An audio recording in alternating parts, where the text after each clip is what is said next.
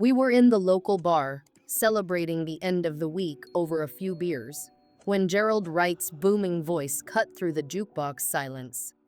"I swear, fellas, it's a ghost town just sitting out there," he said, waving his beer precariously. My shot paused in midair, my eyes drawn toward him. "I was out tracking a buck," he continued. "Looked down to my left, and there it was, a whole town, silent as a tomb." He shook his head in disbelief. "Been hunting those woods for 20 years, and never seen it before." Across the pool table, Carlos and Aaron looked as intrigued as I felt. Gerald wasn't a man who got spooked, so I walked over to him. "Hey, Jerry," I said casually. "Did I hear you say something about a ghost town?" Jerry laughed, recognizing me. "Terry, yeah, up near McKinley Road. An entire town, just sitting there." It didn't look ancient either. Fresh roofs, fresh paint, but not a soul in sight. He shivered visibly. Back at the pool table, I exchanged a look with Carlos and Aaron. "So," I began, "we've got about 5 hours before dark. What do you say we check this out ourselves?" Carlos grinned. "Urban exploration. Here we come." "Problem," Aaron interrupted, crossing his arms. "That road'll chew up my car." "Forget your car. I've got my K5, I said, nodding toward my pride and joy and near pristine Chevy Blazer. The three of us quickly gathered our things, and in no time, we were rumbling out of town on the logging roads, my headlights cutting through the deep shadows of the Lincoln Hills. The old logging road was in rough shape. It hadn't seen much use, so every dip and rut seemed to pull us deeper into the forest, the overgrown trees scratching the truck's roof like eager fingers. As the daylight dimmed under the thickening canopy, I cranked the radio up to drown out the tension building in the truck. We continued our drive until Aaron spotted something. 2 miles out. "Should be somewhere down in Barrett Valley," he said, studying a map spread out on his lap. Not long after, Carlos pointed past us. "Look, there's an old road, just barely visible. Must be it." We veered onto the narrow path, overgrown and hidden from view, and I felt a cold wave of unease. Shaking it off, I pushed on. The brush closed in around us, and I clicked on the roof lights for better visibility. After another stretch of silence, the dirt road under us gave way to pavement, a perfect black strip of tarmac. I slowed to a stop, staring at it. "What the?" Aaron whispered. A chill ran down my spine, but I tried to brush it off. I shifted back into gear and pressed on. Minutes later, we rounded a curve, and there it was. Mami. It lay sprawled out before us, with block after block of abandoned houses and empty commercial buildings. A faded church spire rose above the rooftops, casting shadows across the valley. "Welcome to Mami," Aaron read aloud from a sign. "Population, 12,463. The site was eerie. The houses looked far too recent for an abandoned ghost town. Some had their paint chipping away, and a few broken windows. But overall, they looked like they had been left to the elements only a few decades ago. No rusted-out cars in the driveways, no signs of age, just rows of empty homes and businesses. It felt like we were trespassing in a place left behind, as if it wasn't meant for us to find." "What do you think happened here?" Carlos asked. "Maybe it was some failed expansion," Aaron suggested. "A development project abandoned before it really started." Repeating that in my head didn't shake the eerie feeling in my gut. Trying to ignore it, I rolled us forward over a creaky bridge and into town. The silence was so thick it felt unnatural, even the truck's engine seemed muted. Our presence an unwelcome disturbance in a dead town. We passed through empty streets, rows of eerily silent houses, many with broken windows strangely, some of them broken inward. After a few twists and turns, we parked in front of the church. The front doors stood wide open, and inside, we saw the overturned pews and shattered pulpit, as if abandoned in a panic. "What the hell happened here?" Carlos muttered, filming the sign near the walkway, which read, "Save yourselves from the pestilence. God is here to offer salvation." A shiver crept up my spine. Something wasn't right. "Should we check out downtown?" Aaron asked, looking a little pale. "We still have a couple of hours before sunset." "Yeah, let's go," I replied, pretending the fading light wasn't making me nervous. But it wasn't the logging roads that worried me. It was the idea of being here after dark. We drove to the center of town and parked. Dirty windows lined the storefronts of a laundromat, a library, and an old-fashioned movie theater. I spotted a newspaper box on the sidewalk, yellowed and faded. Through the glass, I could make out the headline: "Pestilence hits Mami. Residents urged to flee." Carlos swallowed. Pestilence? The silence around us seemed to deepen, and an unsettling tension settled over the town square. As we stood there, something strange caught my eye. A flicker of movement, just at the edge of my vision. I spun around, but nothing was there, only an empty alleyway. "Did you?" Carlos started, but trailed off as he saw my expression. "Let's check out the theater," I said, trying to shake the creeping dread. Inside, the theater was stale, the smell of mildew heavy in the air. Rows of seats lay in disarray, and the faint outline of a handprint marked the dust on the counter of the old concession stand. Aaron shone his flashlight up at the faded poster on the wall. "Coming soon, October 1978. "Guys," Carlos whispered, his voice shaking. He was filming toward the screen when the static of his camcorder cut in and out. "Something's messing with the camera." A loud creak echoed from above, and we froze. Somewhere, something shifted, a slow, dragging sound, like furniture being moved across the floor. But there was no one here. I was about to tell them we should leave when I caught sight of a figure, a flash of movement, crossing the aisle between the seats. "Let's get out," I said, my voice low. The others didn't need convincing, they were already backing toward the exit. We piled back into the truck and drove back through the streets, only to realize we'd taken a wrong turn. The streets seemed to loop in on themselves, every route leading us back to the church with the ominous sign. "This isn't right," Aaron muttered, clutching the map. Carlos stared wide-eyed at the windows. "Look, in the house, someone's standing in the window." I glanced over, and sure enough, a figure barely visible through the glass stood still, watching us. Just as quickly as we saw it, it vanished. Panic set in, and I hit the gas, flooring it toward the bridge. But when we reached it, a figure stood in our path, blocking the exit. Pale, gaunt, and with eyes that looked like dark, endless pits. We couldn't tell if it was real or a trick of the fading light, but none of us wanted to find out. I reversed sharply, careening back through the streets, searching for another way out. Finally, I saw the narrow road we'd come in on, almost hidden by the thick brush. Without hesitation, I swerved onto it, the truck bouncing as we sped away from Mami. The shadows closed in around us, the dense forest swallowing up the last of the daylight. For a long, tense drive, none of us spoke, the silent fear lingering until we finally reached the main road. The truck was silent, the adrenaline slowly wearing off as we returned to town. Carlos was the first to speak. Did we really see that?" Aaron shook his head. "Who knows? But whatever that place was, I don't want to find out."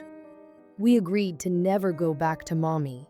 As the weeks passed, we tried to convince ourselves it was a trick of the mind, that maybe the ghost town wasn't real. But every now and then, when I drive near the Lincoln Hills, I feel that chill down my spine. And I know that somewhere, hidden by the trees, the silent town of Mami is still waiting. Terry, Aaron, and Carlos drive into the empty, eerie town nestled deep within the hills. There's an unsettling quiet, a thick silence that wraps around the vehicle like a fog. Terry, the narrator, has an uneasy feeling right from the start. He lowers his camera with a shake of his head. "I don't know, guys," Terry mutters, gripping the steering wheel. "Not around here, where there's a huge wolf population. Last thing I need is to be exploring and get ambushed by a wolf or cougar." The guys exchange wary glances, but don't back down. Terry kicks open his truck door, hopping out with a resigned sigh, and makes his way to the back. The others follow closely. Opening the tailgate, Terry pulls out a case, revealing a hunting rifle and 3 high-powered flashlights. He hands Aaron the rifle along with extra ammo, passing the flashlights to everyone. "Just in case," Terry says, handing Carlos a flashlight. Carlos looks perplexed at the firearm, his expression a mix of curiosity and worry. "The guy's only lived out here 5 years, Terry thinks to himself. He doesn't get why it's wise to carry protection, especially after the Connors incident. Terry winces, memories flooding back of the brutal wolf attack on a hiker who never made it home. "So," Terry says, glancing at his watch, "where do you guys want to start?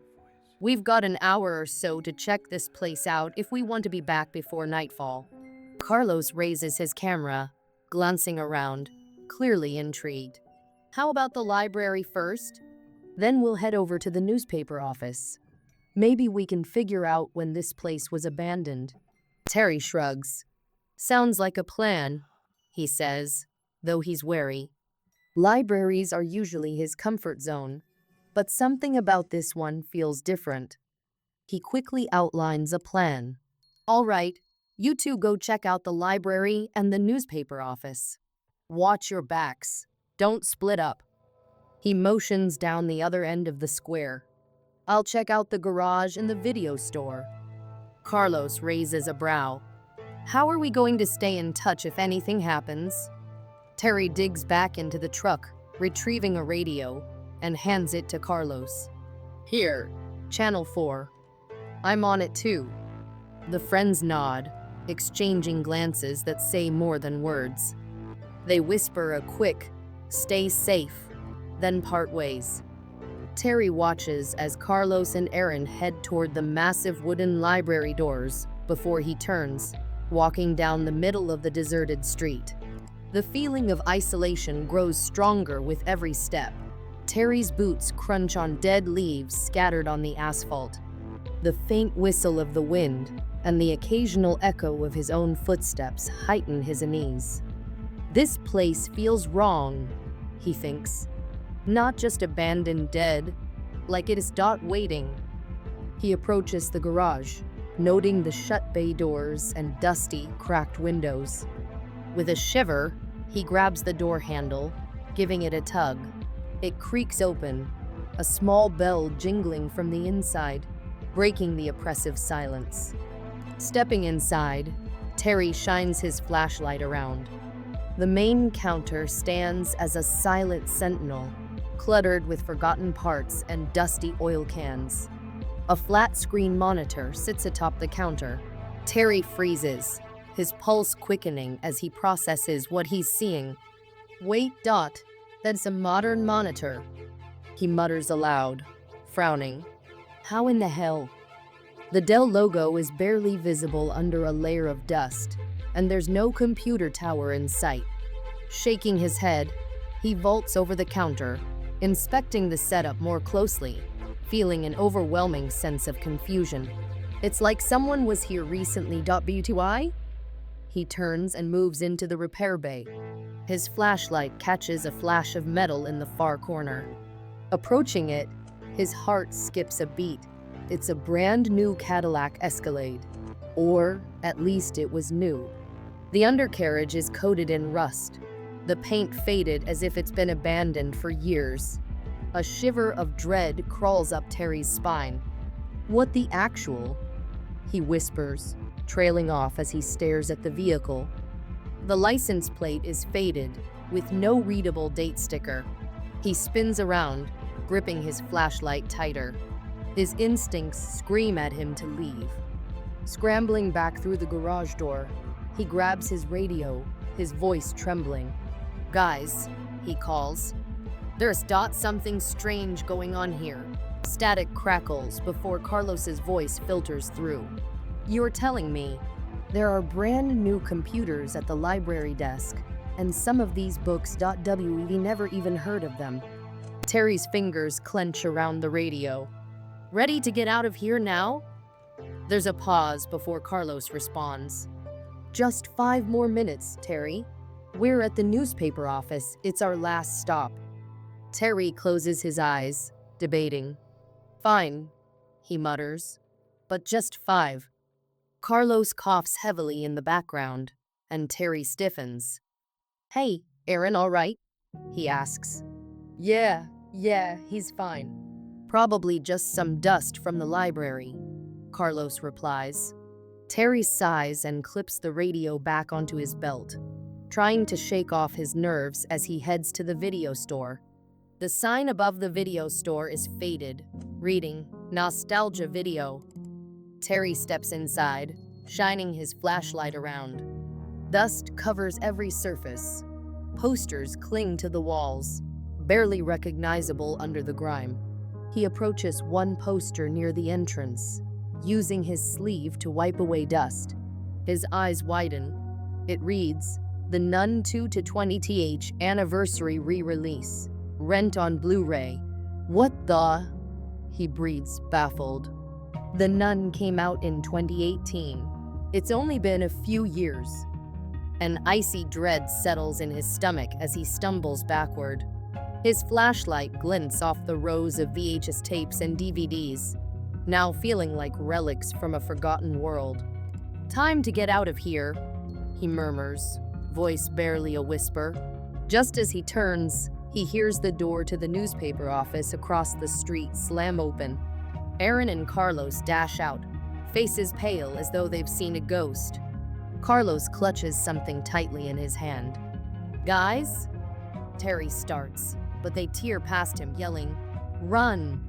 Terry doesn't hesitate. He bolts after them as they race toward the town's community center. The wind picks up, an icy gust that feels like a warning. Reaching the faded yellow doors of the community center, they scramble to open them. Finally, one door swings open, and they stumble inside. The community center is one vast, shadowed room. A broken glass roof provides an eerie light. The floor is strewn with shattered glass and leaves, but that's not what makes Terry stop in his tracks. In the dim light filtering through the broken glass ceiling, the room's haunting scene becomes painfully clear to Terry and his friends. Strewn across the floor are skeletal remains, eerily preserved, as if time had stopped in the final moments of these residents' lives. It's not just bones scattered randomly, there's a tragic order to it, a snapshot of terror frozen in time. As Terry's flashlight sweeps across the floor, he notices skeletal families locked in their final embraces. A mother, her bony arms still wrapped around what looks like the tiny frame of a child, their skulls resting close together. It's as though, in their last moments, the families clung to each other, hoping for comfort against an inevitable horror. Around them, other skeletons sit in pairs, some lying on the floor in solemn embraces, couples who held onto each other as death closed in. Nearby, a father holds a child's frail remains in his lap, his arm resting on the child's shoulder, as if trying to offer comfort, even in the face of disaster. But these skeletal figures, hollow-eyed and silent, tell a story of desperation, of families forced into hiding as something beyond their control loomed closer. The eerie stillness in their poses is unsettling. It's like they knew they couldn't escape whatever tragedy had come for them. Directly above these remains, a banner with faded black letters reads, "Emergency Shelter." The words send chills down Terry's spine as he realizes this room was a place where townspeople once gathered for safety. The banner, a relic of some past hope, hangs limply, coated in dust, its words an empty promise that shelter would protect them. Terry feels the weight of it. This wasn't just a gathering of people, it was the town's last stand, their final attempt at survival. Terry's gaze shifts to a few individuals slumped against the walls, clutching rusted firearms. Their skeletal fingers still curl around the weapons, a stark reminder that they were prepared to defend themselves if necessary. The guns, now useless relics, are pointed outward, as if they were expecting something to breach their refuge. Their ammunition, dusty but intact, shows they never fired, implying that whatever came for them was swift and absolute.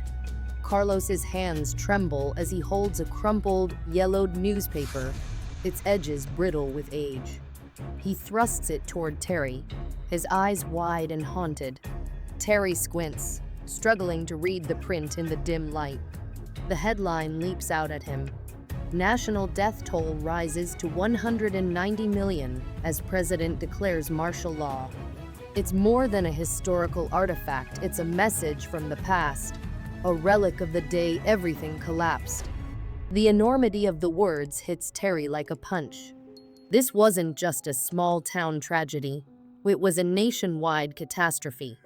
As his mind races, he realizes the implications, something far larger than any of them ever expected, took place here. These people didn't die from disease or famine, they perished in a panic, huddling together as the world around them collapsed. Overwhelmed, Terry lets his flashlight fall, the sound of its impact shattering the eerie silence. The echoes reverberate, and he's suddenly keenly aware of the oppressive weight of the room. He whispers, almost to himself, "No, this can't be real." He backs away from the scene, the tragic sight and the newspaper's message too much to bear. Without another word, the trio spins around, breaking into a sprint. They rush across the square, barely glancing at the shadows lurking around every corner, fueled by a single thought: escape. Terry feels every heartbeat pounding in his chest as they race back to the truck, the town seeming to close in around them, as if trying to keep them from leaving.